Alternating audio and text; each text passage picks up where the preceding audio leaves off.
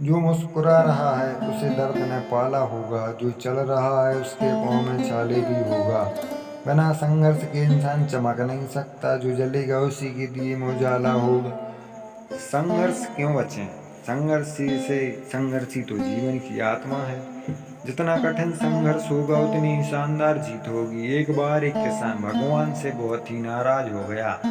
किसान बहुत मेहनती था, बहुत मेहनत से वह खेतों में अनाज उगाता, उसकी देखभाल करता, पर अक्सर उसकी फसल खराब हो जाती। कभी सूखा पड़ जाता, कभी बाढ़ आ जाती, कभी तेज धूप, कभी आंधी, कोई न कोई कारण बन ही जाता था। उसकी फसल खराब हो जाती। एक दिन वह किसान गुस्से में आसमान की ओर देखकर भगवान से कहा, हे ईश्वर, आपको लोग सर्वज्ञाता मानते हैं कि आप सब जानते हैं, कहते हैं कि आपकी इच्छा के बिना एक भी पत्ता नहीं हिलता, पर मुझे तो लगता है कि आप छोटी से छोटी बात भी नहीं जानते। आपको तो ये भी नहीं पता है कि खेती बाड़ी कैसे करते हैं। अगर आप जानते होते तो हर समय जो बाढ़, आंधी और तूफान आते हैं वो कभी नहीं आते। आप नहीं जानते हैं कि कितना नुकसान उठाना पड़ता है हम किसानों को। यदि आप मेरे हाथ में यह शक्ति दे देगी, जैसा मैं चाहूँ वैसा मौसम कर दूं, फिर आप देखना मैं अन्न के भंडार लगा दूंगा। भगवान इस किसान के तीखे वाक्य सुनकर मुस्कुरा रहे थे और वह किसान के सामने प्रकट होकर बोले, मैं आज तुझे यह शक्ति देता हूँ कि तुम अपनी खेतों पर तुम्हारी जैसी इच्छा ही तुम वैसा मौसम कर दोगे। मैं बिल्कुल भी दखल नहीं दूंगा, तुम्हारी इच्छा से सब कुछ होगा। किसान बहुत खुश हो गया। किसान ने गेहूं की फसल अपनी खेतों में बोई। जब उसे लगा कि खेतों को धूप चाहिए तो खेतों की धूप मिली, जब पानी बरसना चाहिए तभी पानी बरसा।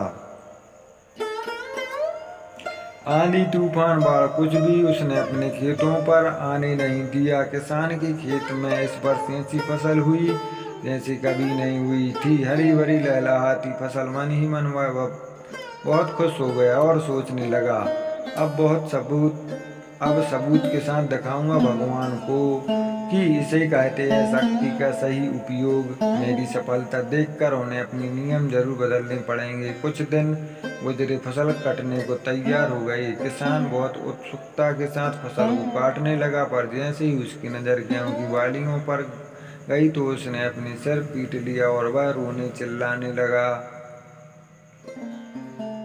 गेहूं की एक भी बाली के अंदर गेहूं का दाना नहीं था, सारी बालियां अंदर से खाली थी। किसान बहुत दुखी हो गया।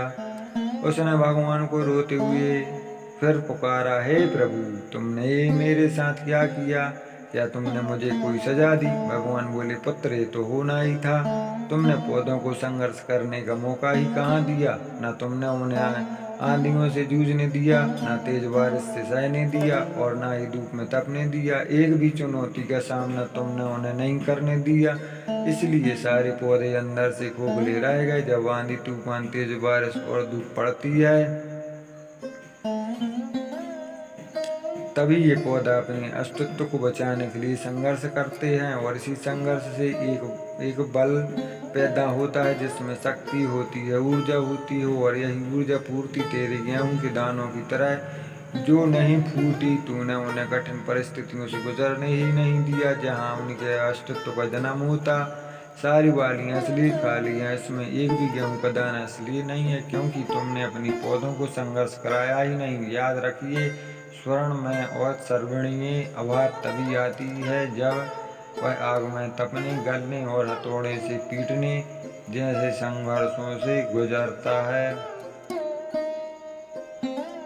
कोयले का टुकड़ा हीरा तभी बनता है जब वह उच्चता की मुश्किल परिस्थितियों से गुजरता है। इसी तरह यदि हमारी जिंदगी में कोई संघर्ष ही ना हो, कोई चुनौती ही ना हो, तो हम भी गेहूं की बालियों की तरह खोखले रह जाएंगे। कोई अस्तित्व ही नहीं होगा।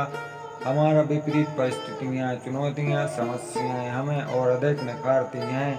यदि जीवन में कठिन परिस्थितियाँ और चुनौतियाँ आए तो घबराना मत, बल्कि सामना करना, विश्वास करना कि आप और अधिक निखर जाओगे और अधिक मजबूत बन जाओगे। किसी ने कितना सही कहा है, जिंदगी जीना आसान नहीं होता, बिना संघर्ष कोई महान नहीं होता। जब तक ना पड़े हथौड़े की चोट, तब तक पत्थर भी भगवान नहीं होता। सब्सक्राइब नाउ, शायद एक दीवाना।